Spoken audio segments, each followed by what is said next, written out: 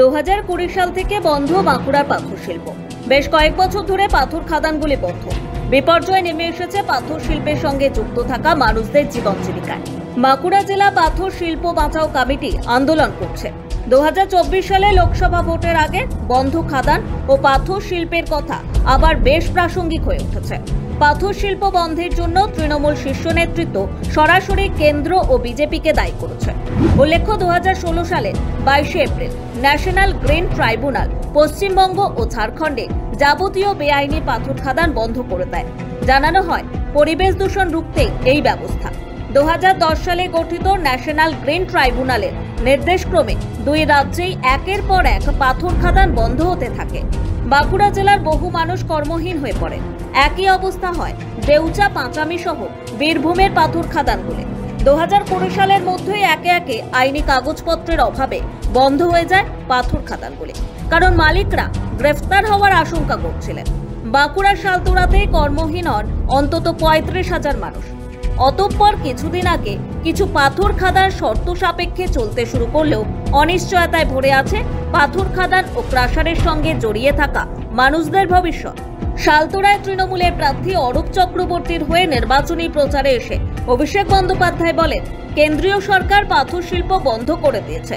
বীরভূমের পাঁচামির পরে শালতুরার পাথর শিল্পের জেলার অর্থনীতিতে একটা বড় ভূমিকা রয়েছে।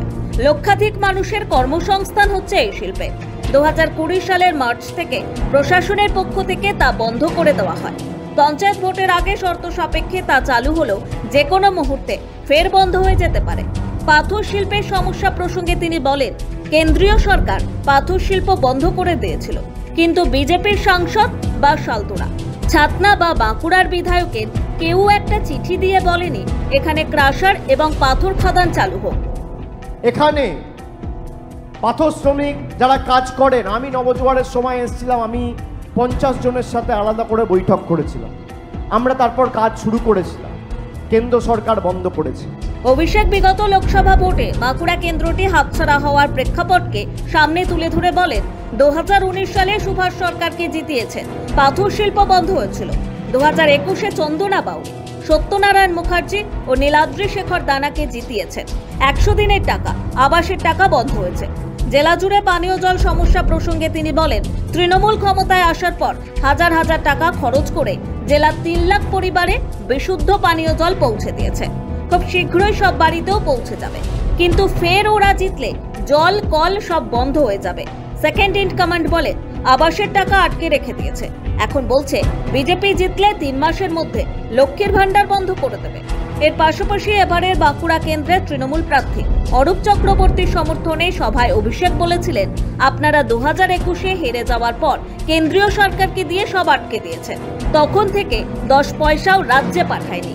যে বাঁকুড়া, শালতোড়া, ছাতনা, বাঁকুড়ার মানুষ বিজেপিকে ভোট দিয়েছিল, বিধানসভায়, লোকসভায়, তারা পঞ্চায়েতে তৃণমূলকে ভোট দিল।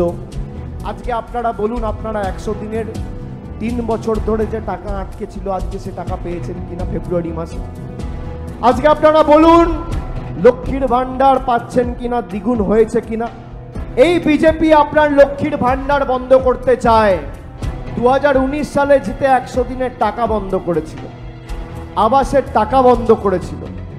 এবার এরা আপনার লক্ষ্মীর ভান্ডার বন্ধ করতে চায়। এদিকে জঙ্গলমহলের অবস্থা তো ছেড়ে দিন, মাওবাদী হামলা, সন্ত্রাস, সিপিএম এর খুনোখুনির রাজনীতি তো চলতোই। ওদিকে পাত্রসায়ার, সোনামুখী, বড়জোড়া, ইন্দাস, অন্দা, বিষ্ণুপুরে কখনো ডাকাতি, কখনো চুরি, সিপিএম এর হানাহানি, মস্তানি, গুন্ডামি সারা বছর 365 দিন চলত। মানুষ জল পেত না। আমাদের রাজ্য সরকার 2011-এ জেতার পর জলের প্রকল্প নিয়ে এসছে এই বাঁকুড়া জেলায়। হাজার হাজার কোটি টাকা খরচা করে এখনো পর্যন্ত প্রায় 3 লক্ষ পরিবারের কাছে আমরা জল পৌঁছে দিয়েছি। কিন্তু আমি আপনাকে বলছি, আপনারা চোখ দিয়ে তাকিয়ে দেখুন, যে আশা, স্বপ্ন, আকাঙ্ক্ষা নিয়ে আপনারা বিজেপিকে ভোট দিয়েছিলেন, সেই বিজেপি জিতে আপনাদের টাকা বন্ধ করেছে। আর আপনারা ভোট দেননি সেই তৃণমূল কংগ্রেস আপনার টাকা আপনার ব্যাংক অ্যাকাউন্টে পৌঁছে দিয়েছে। এটাই হচ্ছে রাজনৈতিক মতাদর্শের পার্থক্য। অর্থাৎ সুকৌশলে লক্ষ্মীর ভান্ডার সহ রাজ্য সরকারের প্রকল্পগুলি মোদী সরকার জিতলে বন্ধ হওয়ার আশঙ্কার সঙ্গে এখানে শিল্প ও জীবন জীবিকা নিয়ে আশঙ্কার প্রশ্ন মিশিয়ে বিজেপির জুজু দেখাচ্ছে তৃণমূল নেতৃত্ব। অভিষেকের বক্তব্যে বাঁকুড়া লোকসভা কেন্দ্রের রাজনৈতিক ও ভৌগোলিক চিত্র সুস্পষ্ট। পাশাপাশি এও পরিষ্কার তৃণমূলের ভোটের ইস্যু কি। অভিষেক বন্দ্যোপাধ্যায় 3 জন বিজেপি বিধায়কের নাম করেছেন। বাঁকুড়া লোকসভা কেন্দ্রে আরেকজন বিজেপি প্রার্থী জয়ী হন, তিনি রঘুনাথপুরের বিবেকানন্দ বাড়ুই। রঘুনাথপুর বাঁকুড়া লোকসভা কেন্দ্রের মধ্যে হলেও পুরুলিয়া জেলার মধ্যে পড়ে। বাঁকুড়ার বেশ কিছু স্থানীয় শিল্প রয়েছে যার আন্তর্জাতিক স্বীকৃতি রয়েছে। এই শিল্পগুলি সত্যিই ভেঙে পড়ার উপক্রম। মানুষ ভালো নেই। বাম সাংসদ বাসুদেব আচারিয়ার নাম যুক্ত থাকা বাঁকুড়া লোকসভা কেন্দ্রের বিভিন্ন অংশে। আর গত 5 বছরে শিল্পের অবস্থা আরও রুগ্ন হয়েছে বাঁকুড়ায়। মানুষ বাস করছেন অনিশ্চয়তার মধ্যে। এখান থেকেই হারিয়ে যাওয়া লোকসভা আসনটি ফিরে পেতে মরিয়া লড়াই চালাচ্ছে তৃণমূল। 2019 সালে এখানে বিজেপি ক্ষমতায় আসার আগে টানা 9 বারের সাংসদ প্রয়াত বাসুদেব আচারিয়াকে হারিয়ে দেন তারকা অভিনেত্রী মুনমুন সেন। 2019 সালে বিজেপির সুভাষ সরকার প্রয়াত সুব্রত মুখার্জিকে 1,75,000 ভোটে হারিয়ে দেন। তবে 2021 সালে বাঁকুড়া লোকসভা কেন্দ্রের অধীনে তালডাংরা, রায়পুর ও রানীবাঁধে বিধানসভা কেন্দ্রগুলিতে জয় পায় তৃণমূল। আর 2021 সালের ভোটে বাঁকুড়া লোকসভা এলাকায় বিজেপির চেয়ে আসনের ভিতরে পিছিয়ে থাকলেও প্রাপ্ত ভোটের বিচারে এগিয়ে যায় তৃণমূল। 17,000 ভোটে এগিয়েছিল তৃণমূল। মনে করা হচ্ছিল বিধানসভা ভোটের সময় থেকে বাঁকুড়ায় সময় দেওয়া অভিনেত্রী সায়ন্তিকাকে দল বাঁকুড়া লোকসভা কেন্দ্রের টিকিট দেবে, যা কার্যত হয়। দল এখানে তালডাংরার বিধায়ক অরূপ চক্রবর্তীকে প্রার্থী হিসেবে খাড়া করেছে। পেশায় আইনজীবী অরূপ চক্রবর্তী দীর্ঘদিনের রাজনীতিবিদ। তিনি বিজেপির বিরুদ্ধে বরাবরই আক্রমণাত্মক এবং বাঁকুড়া জেলা তৃণমূলের দায়িত্ব সামলেছে। এবার তা নিয়ে মোটেই চিন্তিত নয় বিজেপি। 2011 সালে আদমশুমারি অনুযায়ী এখানে 46% তপশিলি জাতি উপজাতির বাস, 4% মুসলিম সম্প্রদায়ের মানুষ এই লোকসভা কেন্দ্রে বাস করেন। সংখ্যালঘু ভোট ব্যাংক হাতছাড়া না হওয়ার ভয় না থাকায় বিজেপি এই আসনে জয় অনিবার্য মনে করলেও সুভাষ চক্রবর্তীর কাঁটা গোষ্ঠীদ্বন্দ্ব এবং তৃণমূলের লক্ষ্মীর ভান্ডার সহ বিভিন্ন প্রকল্পের প্রভাব। ভোটের আগেই সুভাষ সরকারের বিরুদ্ধে বিবৃতি সহ বাঁকুড়ার দলীয় বিধায়ক নীলাদ্রি শেখর দানার নাম করে একটি অডিও ভাইরাল হয়। সেখানে কথোপকথনে জনৈককে বলতে শোনা যায়, একবার শুধু নীলাদ্রির নামটা ঘোষণা হয়ে যাক, তারপর পাগলা ভোট হবে। কিন্তু সে জায়গায় লকেট বা সুভাষদাকে প্রার্থী করলে কর্মী খুঁজে পাওয়া যাবে না। এই অডিও নীলাদ্রি শেখর দানা ছিল বলে গুঞ্জন ওঠে, যেখানে বিধায়কের কণ্ঠস্বরে সাদৃশ্য যুক্ত কণ্ঠে শোনা যায় সাংসদ সুভাষ সরকার হাসপাতাল থেকেও তোলাবাজি করেন। এ নিয়ে সুভাষ সরকারকেও পাল্টা বক্তব্য দিতে শোনা যায়। বাস্তবেও বাঁকুড়ার সাংসদ ও বিধায়কের মধ্যে সম্পর্ক মধুর নয়। তবুও বিজেপি এখানে পিছিয়ে নেই, আবার খুব যে এগিয়ে আছে তাও নয়। সিপিএম এর নীলাঞ্জন দাশগুপ্ত এখানে প্রার্থী। তিনি মানুষের রুজি রুটির কথা বলছেন। মানুষ আমাদেরকে চাইছেন, এবারে ওনারা দেখে নিয়েছেন তৃণমূলকে ভোট দিলে কি হয়, বিজেপিকে ভোট দিলে কি হয়, এটা ওনারা দেখে নিয়েছেন। এবারে মানুষ বলছে সংসদে বামেরাই উপযুক্ত, তাদেরই ফিরে আসা উচিত। দেখুন, সিট যা হয়েছে মানুষ এবারে ভোট দিয়েছিলেন, তারা তাদের প্রত্যাশা ছিল বিজেপি তাদের প্রত্যাশা পূরণ করবে, কিন্তু এবারে মানুষ বুঝেছেন যে বিজেপির দ্বারা হবে না, একমাত্র বামপন্থীরাই মানুষের প্রত্যাশা পূরণে সক্ষম। তবুও বাসুদেব আচারিয়ার কেন্দ্রে বাম প্রভাব স্থিরিত।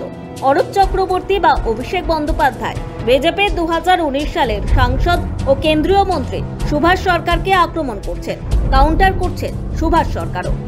ভোটের জন্য মানুষকে বলছি, যোগ্য ব্যক্তি দরকার এই লোকসভাতে, একটা যোগ্য ব্যক্তিকে ভোট দিন। নির্বাচনের চেয়ে বড় গরম জিনিস কিছু হতে পারে না। নির্বাচনটাই তো গরম। আমরা তো সারা বছর কাজ করি, এমন তো নয় যে ভোট এলো আর বেরোলাম। আমাদের শীত গ্রীষ্ম বর্ষা তৃণমূলই ভরসা।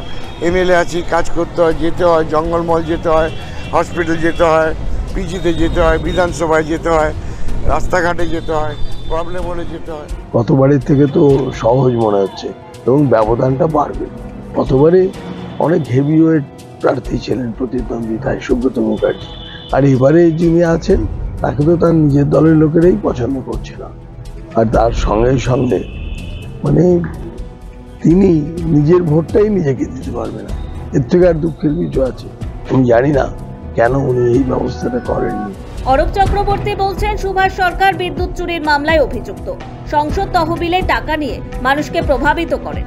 এদিকে সুভাষ সরকার পাল্টা মানহানির মামলা করেন অরূপ চক্রবর্তীর বিরুদ্ধে। অথচ দুই যুযুধান প্রার্থীর আকচা আকচি নয়। এখানে মানুষের জীবন জীবিকার প্রশ্নই ভোটের প্রধান ইস্যু হয়ে উঠতে পারত। এখানে কৃষিজীবী, অসংগঠিত শ্রমিক, ডোকরা, টেরাকোটা এবং হস্তচালিত তাঁতশিল্পের মতো কুটির শিল্পের সঙ্গে জড়িত বহু মানুষদের স্বার্থ রক্ষার আশ্বাস কথা হতে পারত। মেজিয়া এবং সালতোরার মতো খনি এলাকায় জীবন জীবিকা বিপর্যস্ত হওয়া মানুষের কথা ভোটের কথা হতে পারত। তালডাংরা বিধানসভার পাঁচমুড়া গ্রামের কথা হতে পারত, যেখানে টেরাকোটা শিল্প বিখ্যাত। হচ্ছে তৃণমূল ও বিজেপির লড়াই। মানুষ গরমে সুভাষ সরকারকে সাঁতার কাটতে দেখছেন, অরূপ চক্রবর্তীর হুঁশিয়ারি দেখতে পাচ্ছেন।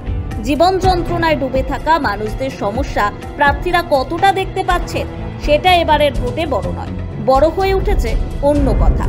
রাম থেকে বামে যাওয়া ভোট কি আবার বামে ফিরবে? 2014 সালে মনমোহন সেনের জেতা আসন তৃণমূল কি আবার ফিরে পাবে, নাকি আবার কাজ মোদি ম্যাজিক? বামেদের ক্ষমতা বৃদ্ধি একেবারে অনিশ্চিত হলেও তৃণমূল এবং বিজেপির লড়াই যে শেয়ানে শেয়ানে এ নিয়ে কোনো সন্দেহ নেই।